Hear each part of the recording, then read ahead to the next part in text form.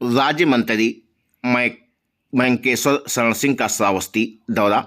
श्रावस्ती पहुंचने पर भाजपा नेताओं और कार्यकर्ताओं ने किया जोरदार स्वागत। राज्य मंत्री ने केंद्र सरकार के 2024-25 बजट की सराहना की। कहा, सभी वर्गों का ध्यान रखते हुए बनाया गया है यह बजट। किसानों और बेरोजगार युवाओं के लिए सरकार कर रही है प्राथमिकता से काम। साथ ही अरविंद केजरीवाल पर साधा निशाना, बोले कि केजरीवाल हैं जाहिल, श्रावस्ती के सरकारी विद्यालय में आकर ले लें शिक्षा, जिससे हो सके उन्हें ज्ञान। कानून व्यवस्था और जन कल्याणकारी योजनाओं के क्रियान्वयन पर भी दिया जोर।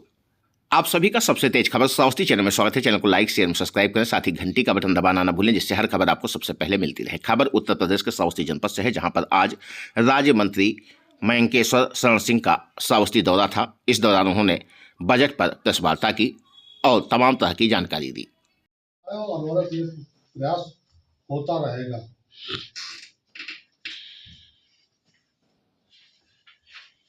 योजना इसकी शुरुआत होने जा रही है। इस योजना के अंतर्गत कम उत्पादकता, मध्यम फसल सदृढ़ता और औसत से कम ऋण मानकों वाले 100 जिले इसमें शामिल किए गए हैं पूरे हिंदुस्तान के, जिसमें 1.7 करोड़ किसानों को मदद मिलेगी।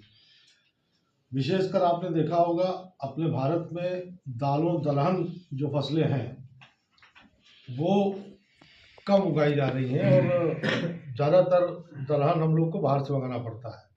उसके लिए इसमें तुअर दाल, उड़द और मसूर पर विशेष ध्यान देते हुए आने वाले 6 वर्षों में दलहनों में आत्मनिर्भर हम कैसे बने, उसके ऊपर ये एक विशेष ध्यान दिया जा रहा है और इनकी उत्पादकता बढ़े और साथ ही साथ किसानों को उसका सही दाम मिले, इसके लिए विशेष प्रयास इस बजट में किए गए हैं। किसान क्रेडिट कार्ड के माध्यम से 7.7 करोड़ किसानों, मछुआरों और डेयरी किसानों की अल्पावधि ऋण की सुविधा प्रदान करने के लिए ये सीमा पहले 3 लाख रुपए तक की थी, अब इसको बढ़ा के 5 लाख रुपए कर दी गई।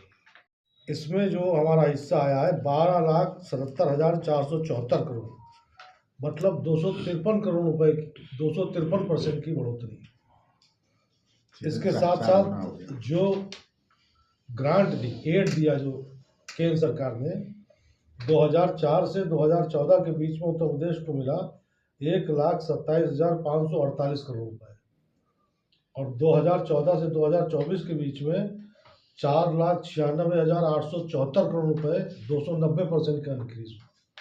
इसी से आप सोच सकते हैं कि इन 10 वर्षों में एनडीए के 10 वर्ष और यूपीए के 10 वर्षों की तुलना में जो टैक्स बेनिफिट जो हमको मिला वो और प्लस जो एड मिला 250 से 300% की बढ़ोतरी हुई।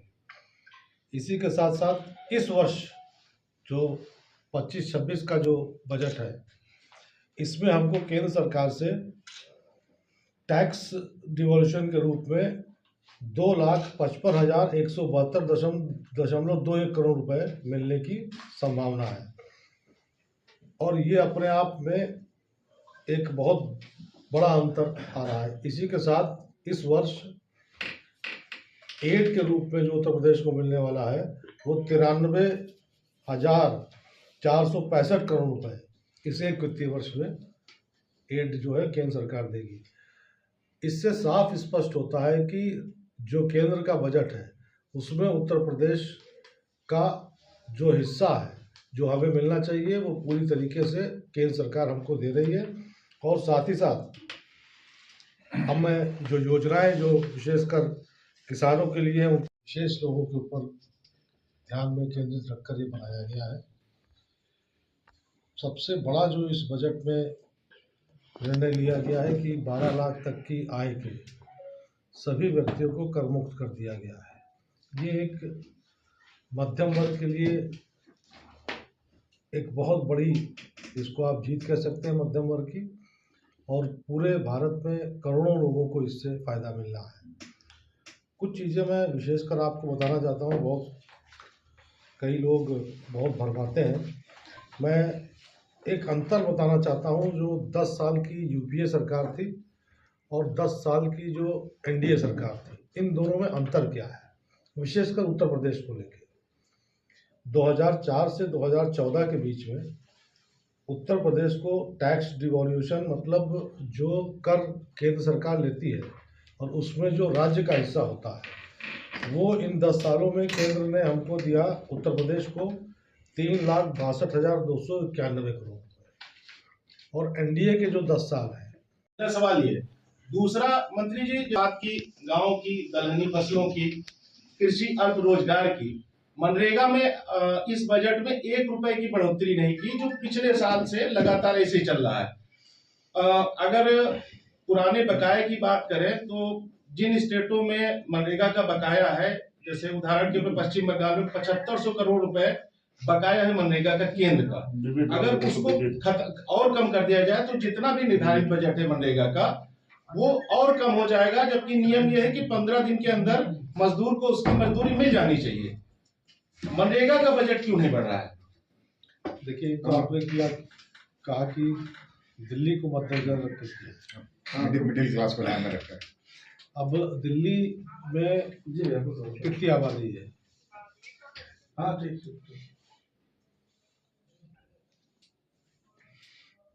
अब बताएं सर, आप अभी रिसेंटली चुनाव जीते हैं। मिडिल क्लास की दिल्ली में कुल लगभग 2.5 करोड़ की आबादी होगी और भारत की आबादी 140 करोड़ है। जो हमारे विपक्ष के बंधु हैं, मुझे समझ में नहीं आता है कि किस स्कूल में पढ़े हैं। बजट ये पूरे भारत का है। चुनाव केवल 2.5 करोड़ लोगों के बीच में हो रहा था। कैसे मिडिल क्लास क्या केवल दिल्ली में रहता है? पूरे भारत में लखनऊ में नहीं रहता, यहाँ पे नहीं रहता, श्रावस्ती में मिडिल क्लास नहीं है। अब जाहिर सी ये बात है कि हमारे देश में कहीं ना कहीं चुनाव होता ही रहता है। उसी वजह से हम कह रहे हैं कि एक देश एक चुनाव हो, उसको मानेंगे नहीं। और फिर जब भी कभी बजट आएगा कहीं ना कहीं तो चुनाव हो ही रहा होगा। अब दिल्ली में चुनाव हो रहा था तो क्या बजट ना लाते? बाहर मैंने सुना है कि शायद ऑस्ट्रेलिया में पढ़े हैं, तो अब ऑस्ट्रेलिया में क्या प्रॉब्लम। मेरी उनसे यही आग्रह है कि कम से कम श्रावस्ती के किसी प्राइमरी स्कूल में आके पढ़ लें तो ज़्यादा जानकारी हो जाएगी। दूसरी बात जो आपने बताई मनरेगा की, आपको ध्यान होगा 2014 में जब प्रधानमंत्री जी पहली बार बोल रहे थे बजट पे ही, जब पहला बजट पेश हुआ था, तब उन्होंने कहा था कि मनरेगा कांग्रेस की भूल है और कांग्रेस की भूल है, लेकिन हम इसको समाप्त नहीं करेंगे। और ये कांग्रेस की भूल लोगों को याद रहे, इसके लिए इसको समाप्त नहीं करेंगे, ये चालू रहेगी। बाकी आप समझ गए होंगे। लेकिन सर, जो गरीब तबका है, गरीबी के नीचे जिनका जीवन यापन हो रहा है, उसका एक बड़ा सहारा है। ठीक है, नाम मनरेगा है, एनडीए की सरकार से पहले यूपीए लाई थी, लेकिन इसका कुछ जो सकारात्मक लाभ है वो गांव के अल्प जो मजदूर हैं उनको मिल जाता है, जो प्रवास से बच जाते हैं। अपनी फसलों की खेती करने के बाद जो थोड़ा बहुत समय मिलता है। सारी योजनाएं तो गरीबों को ध्यान में रखकर के ही संचालित की जा रही हैं, सब दलित हैं। तो इसके बजट को मतलब बढ़ाने का मतलब 1% नहीं बढ़ाया गया है, तो क्या मतलब ये कैसे ग्रामीण इकोनॉमी में इसका क्या जो जवाब देना था वो मैं दे चुका हूँ। मंत्री जी, आपके विभाग से संबंधित है, जिला चिकित्सालय के चिकित्सक 1 बजे के बाद नहीं दिखते, ज्यादातर बहराइच रहते हैं या बहराइच से आते रहते हैं। सीएससी गिलौला के अधीक्षक बहराइच के रहने वाले, बहराइच से आते रहते हैं। मरीजों को अगर रात को डॉक्टर की जरूरत है तो बहराइच जाए या फिर बहराइच के अलावा फिर निजी अस्पतालों में जाए। इस पे क्या कहेंगे? देखिए, आपने सही कहा, पिछले 7-7.5 सालों में जिस प्रकार से, और विशेषकर कोविड के बाद से जिस प्रकार से स्वास्थ्य के क्षेत्र में आमूलचूल परिवर्तन आना शुरू हुआ है, माननीय प्रधानमंत्री जी की जो कल्पना थी एक जिला, एक मेडिकल कॉलेज। उसमें आपकी जानकारी के लिए बता दूं, आज से 5 साल पहले मात्र 13 मेडिकल कॉलेज थे पूरे उत्तर प्रदेश में, और आज की तारीख में 48 मेडिकल कॉलेज जो है शुरू हो चुके हैं। 13 मेडिकल कॉलेज का इस साल जो है और मेडिकल कॉलेज का उनका वो मिल गई है। तो इस प्रकार से अब जब इनमें से बच्चे पढ़ के बाहर निकलना शुरू होंगे, और उसके अलावा भी इस बजट में ही 75,000 MBBS की सीटें हर साल बढ़ाने का प्रस्ताव रखा गया है। तो पूरे भारत में अगर हमको 75,000 MBBS मिलना शुरू हो जाएंगे, और उत्तर प्रदेश में जो हमारे इस समय लगभग इस वर्ष मिला के लगभग 64 या 65 मेडिकल कॉलेज हो जाएंगे, तो इसमें किसी में 100 हैं, किसी में 50 हैं, किसी में 80 हैं, तो लगभग मेरा अंदाजा 1,500-2,000 के करीब MBBS डॉक्टर हर साल मिलना शुरू हो जाएंगे। उससे जो हमारे डॉक्टरों की जो कमी है वो पूरी हो जाएगी। कोई भी विषय शुरुआत होती है उसको पूरा, MBBS की पढ़ाई 5 साल की होती है, तो जो एक MBBS हमको मिलेगा वो 5 साल बाद ही मिलेगा। आज की तारीख में MBBS एक बार करने के बाद 2 साल उसको राज्य सरकार में काम करना ही करना है। इस स्थिति में आप देखिए तो हमको लगभग हर साल 3 से 3,500 डॉक्टर मिलना शुरू हो जाएंगे। ये जो डॉक्टरों की कमी है इससे पूर्ण होगी। इसके पहले की सरकारों ने इसको सोचा नहीं, इस वजह से ये कठिनाई आ रही है। देखिए, जो स्थिति पहले थी, मात्र 13 मेडिकल कॉलेज थे।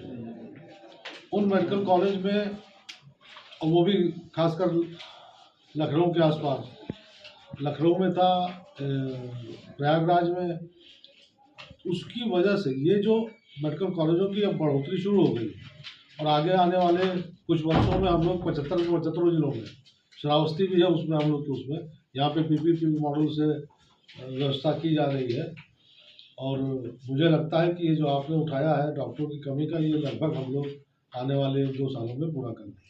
मंत्री जी, सेंटर है जहाँ पे डिग्री टू डॉक्टर के बाद अनट्रेंड युवक या युवतियाँ अल्ट्रासाउंड करते हैं, ऐसे रैकेट पे अंकुश लगाने के लिए क्या कदम उठाए जाएंगे? अब इसमें बिल्कुल तो मैं सबको निर्देश दूँगी, जाके अपना देखें, जहाँ पे भी अनट्रेंड काम कर रहे हैं उनके खिलाफ कार्रवाई होगी। अगर स्पेसिफिक कोई हो तो आप लिख के दे दें, हम कार्रवाई करेंगे। जिले में जितने लगभग सारे जगहों पे आप स्पेसिफिक हमको दे दीजिए, हमें मालूम नहीं कितने हैं। मंत्री जी, हॉस्पिटल भी बहुत सारे खुले हुए हैं, हॉस्पिटल भी बहुत सारे हैं जिनका मतलब रजिस्ट्रेशन नहीं है, छोला छाप डॉक्टर चला रहे हैं, कोई योग्यता नहीं है उनकी। आप ऐसा कुछ हो, आप दे दीजिए, उसका कार्रवाई कराएंगे।